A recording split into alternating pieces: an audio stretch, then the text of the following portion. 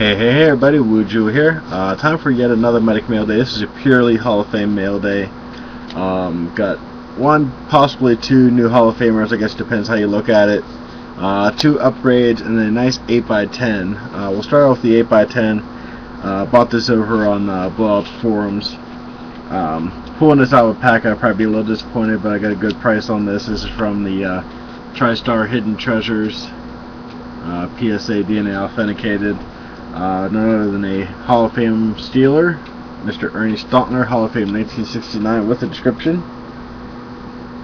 But he was born in Germany, died in 06, inducted in 1969. So, nice little piece. I'll get a frame and put that in there with this nice little top loader and everything. Kind of nice way to save the picture. So, very happy about that. And then we'll start off with two upgrades, I guess. Both very nice. First one's going to be from 2009 Certified Football 3-color patch autograph. It's number 2 out of 10, Mr. Len Dawson. I had a 2-color with a tiny patch, and it was like 4 out of 4, but I like this one a lot better, obviously. So same set, I believe, not the same year, but I believe the other one was Fabric of the Game as well. So done with Len Dawson finally. And then this one's a very slight upgrade, but a very high dollar upgrade. Same exact set, same card exactly, just different numbering.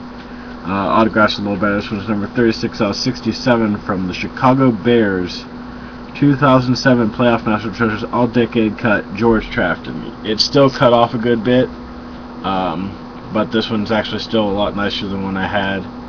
I couldn't see any of the N in Trafton, and you couldn't see the E in George at all, and hardly any of the G at all. So it's hard to find a clean cut autograph of him, and when you do, they go for a heck of a lot more than that. So there's a nice upgrade. So the other one is available, of course. Then we go on to the new Hall of Famers. I'll start off with the one that's 100% sure Hall of Fame, I know, and everything, yada yada yada. Not the most beautiful cut autograph in the world, but he's only got one cut autograph, and I know who has it, other than the Signet cuts here, so he won't be giving that up. So it's between this and PSA DNA, and I had a chance to grab this for a pretty good price.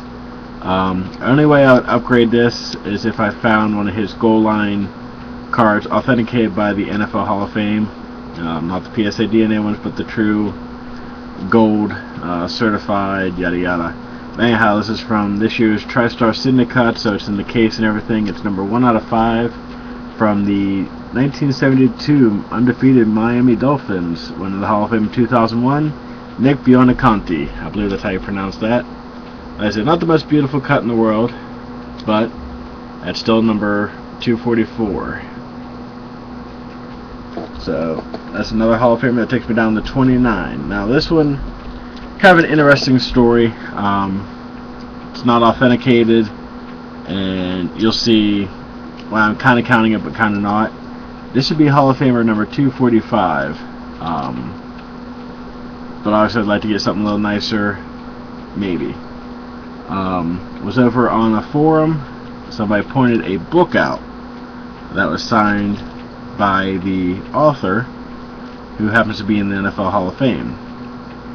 The price was really, really cheap. Problem is, as you can see here, somebody thought it'd be fun to take permanent marker and scratch out over the autograph. Now I knew that before I bought it. That's not the issue or anything like that. Probably not going to be able to see it. I'll try to put a link to this. There you can kind of see it. I'll put a link to the scan down below if you want to get a better look at it. So as you can see, that is Mr. Steve Owen, not Owens, from the New York Giants. This is his book, My Kind of Football.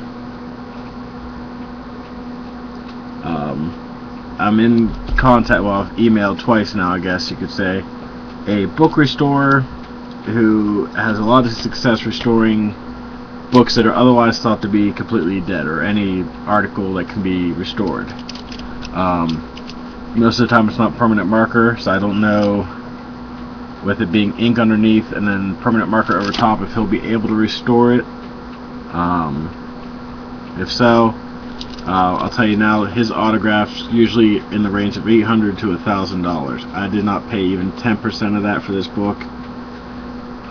So if I'm able to get this restored, even for a couple $100, it's well worth it. It'd be quite worth it. And then maybe I can go to the Nationals when I go to Cleveland and have PSA DNA authenticate it. I might have them like put the sticker on the page separately from the autograph if I can, or on the other side or something. But it's a beautiful book, very good condition actually for something so old. Cost a whole $3 when it was put out, but kind of an interesting pickup. If I can get that cleaned up, that'll be well worth the money I put into it. So it's going to be interesting to see what happens with that. I'll keep you guys updated. If I hear back from the book restorer here pretty soon, I'll put that in my next mail day. So that's about it. Hopefully I can get this puppy restored, because that would be beautiful. Even if not, it's still worth having. I could take the PSA DNA, see if they could still authenticate it even with the condition it's in. But by then, hopefully maybe I'll have it restored and have it to show you guys in a lot better condition. And the autograph looks pretty consistent with what's on the cover. I mean, you could pretty much tell that. And obviously people can copy autographs and whatnot, but it's not an exact copy, but everything looks pretty consistent with his autograph. So I would almost be willing to bet 100% that this is authentic as well. That's the other side of it, but even so, when I pay for this, it's worth the price of the book. So yeah, I'm stop waving that around now. Anyhow, that should do it for today. I know I rambled a long time about this, but it's kind of a cool piece. Nice pickup for the Hall of Fame PC if I can get this cleaned up and authenticated. If not, it'll be a placeholder as a possible authentic until I get something a little nicer. So that should do it for today. As always, folks, thanks for watching.